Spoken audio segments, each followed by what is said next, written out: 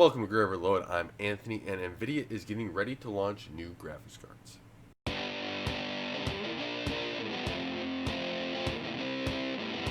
Nvidia's new graphics card launch has been rumored and talked about a lot lately, and the Ampere architecture everyone's quite excited about because this is the next step in their ray tracing architecture, and who knows what else Nvidia is going to come to it. And especially with this last flight simulator that came out, Microsoft Flight Simulator, can these cards be able to run it? Because it's bringing the 2080 Ti from things I've seen down to its knees, basically. And that's a good thing. I always like software that kind of pushes hardware a little bit. But maybe I'll do a video just on the flight simulator later.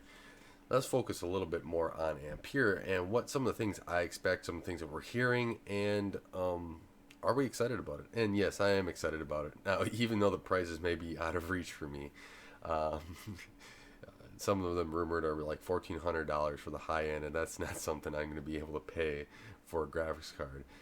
But what I do like is that we're getting a next generation out. I think it's AMD is also rumored to have a next generation out with RDNA 2, and we'll see where that hits. And I'll do a video on that after we start hearing a little bit more, because AMD's been really tight-lipped, it seems.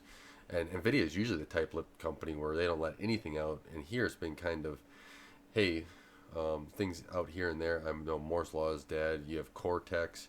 He's gotten some ideas on it. Adore TV, among the other, WCCF has stuff, Video Card Z, and I'm going to miss some other leakers, but there's so many of them. They're doing a great job of getting information out, and I've just been taking a look at the information to seeing kind of what is out there. And Nvidia seems like they want to throw a lot of curveballs. They're willing to test a lot of stuff in this generation, and I believe every single one is going to be right on something. Now, do you beat them up over not being right? No, they're leaking information, and things change on a daily basis, and probably in some of these companies. I've worked at companies where, yeah, you may have a release going to one way, and then you have to change something out, and you have to adjust to that. So information on that day is probably true, and on the next day it could not be true. And with Jensen, we know that he's willing to change names late in the game. He's willing to do whatever. He is a genius not only at marketing, but also at getting what he wants achieved out of a product. And the 20 RTX series was a pivot point to getting that RTX, that ray tracing, that brand out ahead of, I think, really truly ray tracing start off. I think this card is going to be much more powerful in the ray tracing, and it's going to be more expensive as well. It's going to be more powerful overall, the series moving up. There's reports of up to 40%. Well, that's going to be a huge jump here for gamers, especially going to be needed for this flight simulator. So there's a lot of good things here.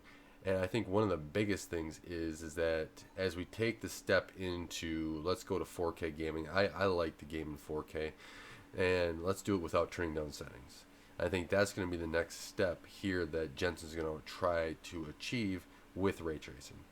And if reports are true, I know I had WCCF Tech, I was going through that today, but there's been other reports from other people. I was looking at them like, yeah, 24 gigs of RAM on their top end card. Now they're rumouring that's going to be a 3090. I'm not going to do card names because knowing Jensen and what he's done in the past, he may just throw a curveball at the last second and change it to whatever he wants, whatever he's feeling like, and he's going to be able to market ability out of that like crazy. So that's going to be a great marketing strategy for him. And even AMD to that extent, they keep that under wraps. They even switched it. The last card we saw slides where it had 600 series instead of a 5000 series. So the marketing thing is, until the products are released, things will change, even prices, right? And I don't think Nvidia is going to adjust any of their prices right off the bat. They're going to wait for AMD to make them adjust the prices, right? And Nvidia is in the driving seat. I expect Nvidia to stay in that driving seat until AMD proves them otherwise. So they're going to charge a lot of money for their high-end cards, and they're going to be probably a price a little bit higher until AMD says, hey, I got a product here that can beat you at these price points, and then Nvidia will drop the prices if they feel like they need to. If, let's say, Nvidia is still selling like hotcakes, there's no reason to. But I do expect that we will see higher memory counts, especially in the high-end cards.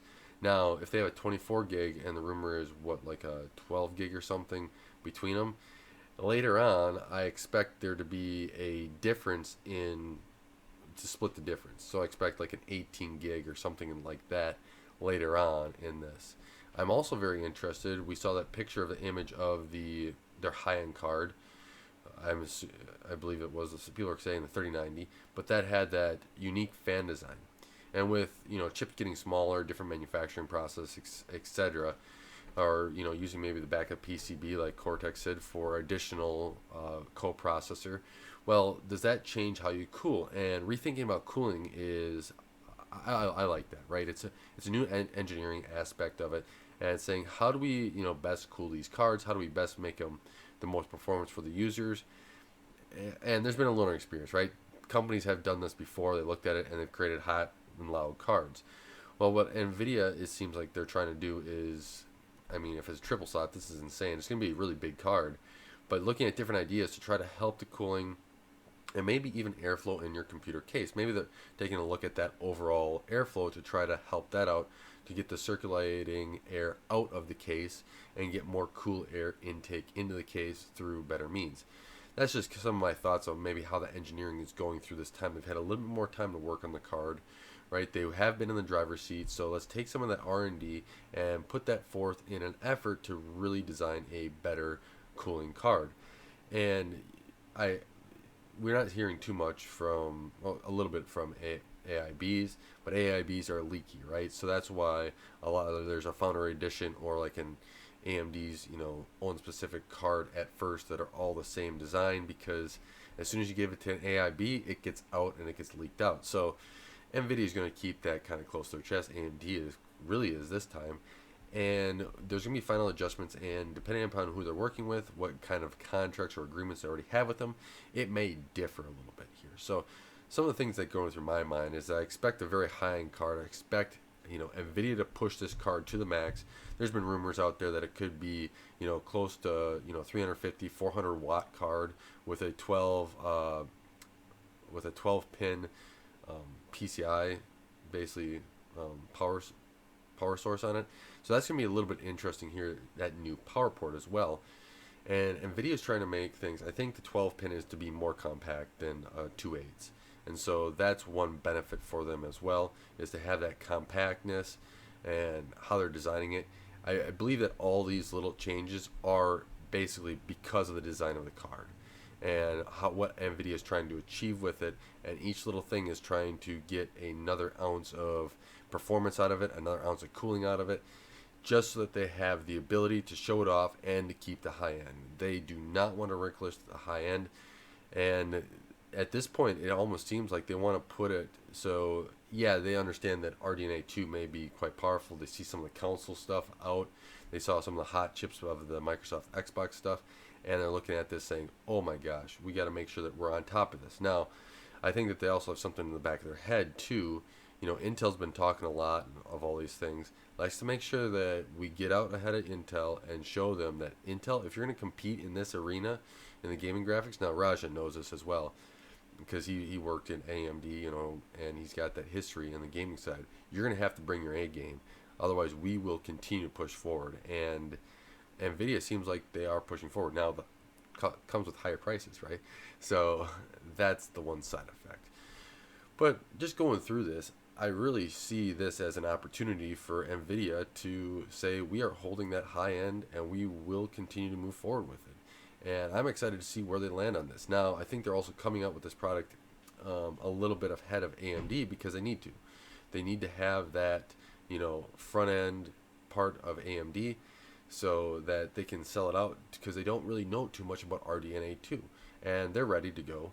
So why don't we release it? One interesting aspect, though, is what are they using for their process? It seems like it's going to be Samsung's either 8 or 5 nanometer, something like that. I don't really know if I have a convincing reason why they would use either or. For NVIDIA, they've always been behind a little bit, so I kind of lean towards 8. They don't usually go cutting edge node. But overall, I think that NVIDIA is going to be making sure that they focus on hitting performance targets. And if it's going to have to use a little bit more power this time, they're going to do it. They want to make sure that they hold on to the high end.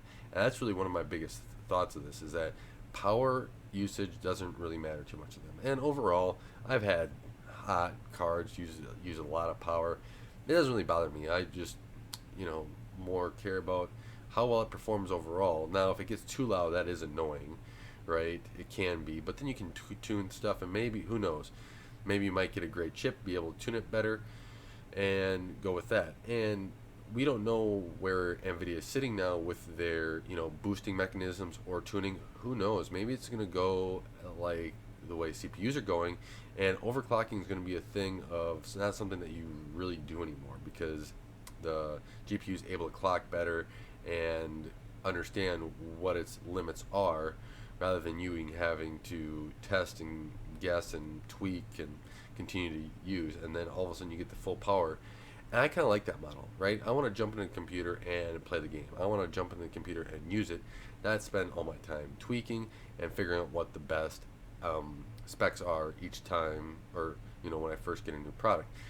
That can be fun. I don't mind doing it. Sometimes I like to tweak, but when you first get a product, a lot of times for me, I want to go test it out. I want to see how well it performs, and the tweaking side of it is a second thought, because I want to go in and experience that, the cinematic games, the everything else that gets released that can really show off what a graphics card can do. So I know I've been rambling on here a little bit on my thoughts about this whole release and what Ampere is done. I think that 3080, that 80 card is going to be a really crucial point for them, especially competing against AMD. They're going to want to make sure that that card, I think, is going to be close to RDNA 2. And I would not be surprised if they just do like 3090, 3080, 3070, 3060, and leave off like a Super TI until later on, so that they can slot in wherever AMD comes to. And I think that's what they probably will do, because at this point you just put your 4 or 5 basic cards out there that you need, and then go from there.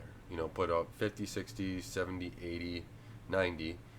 And I'm sure the 60s and 50s might be a little bit later, delayed, maybe even 70. If I was them, I would do 70, 80, 90 in first release, get those out the door, see where everybody's at, and then put out the 60s and 50s a few weeks after, maybe a month or so, and then as AMD comes out with their products, adjust from there. And we'll see what Nvidia does. We'll see what they release. Let me know what you think they're going to do. Anything from process or power. See, are they going to be just power hungry cards, or are they going to be more conservative with that? And then, do you think that there's going to be any problems with Samsung process? That's one question that I'm still going back and forth on. I'm a little bit worried that maybe Samsung process might be not as refined as other processes, like Taiwanese Semiconductor is with the GPUs and stuff, and we don't know how that's going to have an adverse effect, as I think this is really the first time Samsung has really done a GPU build out on their fab. So that could have a problem, and we don't know about it until they get out in mass quantities and mass produce them. So I will be keeping my eyes up from that.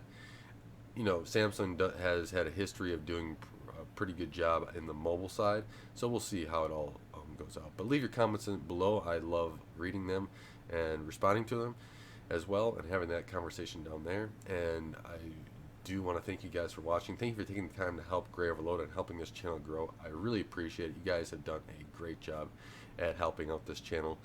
And until next time, I want to say God bless, and don't forget to like, share, and subscribe.